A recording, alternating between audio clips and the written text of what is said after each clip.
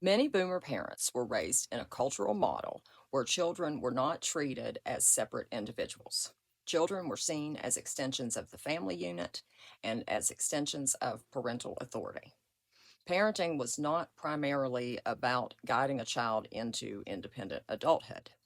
It was about producing obedience, maintaining hierarchy, and preserving the image of a good family. Respect flowed one way, and that was upward.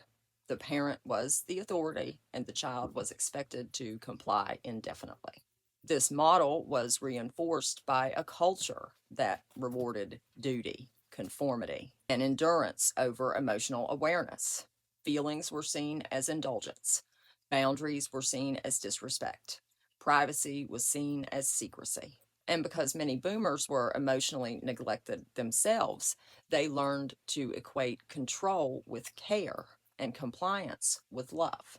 If you were still in their orbit, still accessible, still responsive, that meant the relationship was good. Children were never truly expected to become psychologically separate. They were expected to grow into functional adults, but still remain emotionally subordinate. So when the adult children begin to individuate, set boundaries, distance themselves, and make independent choices, many boomer parents don't perceive this as normal development. They experience it as betrayal, rejection, abandonment, or even abuse. There is an unspoken belief under this type of entitlement. I sacrificed for you, therefore you owe me. But real parenting is not a loan that comes due. It is a responsibility that is taken on freely. When care is used later as leverage, it reveals that the original giving was not as unconditional as it appeared. Lifelong access also serves an emotional function.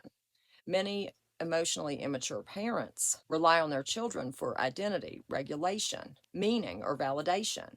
As long as the child remains available, the parent does not have to face their own inner emptiness, lack of self, or unresolved trauma. Separation forces them to confront a self that they never built. So, what often looks like love is actually a mix of cultural conditioning, unresolved dependency, and fear of loss of control.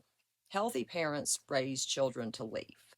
Emotionally immature parents raise children to stay, not because the child needs them, but because the parent needs the child to need them. Have a good day.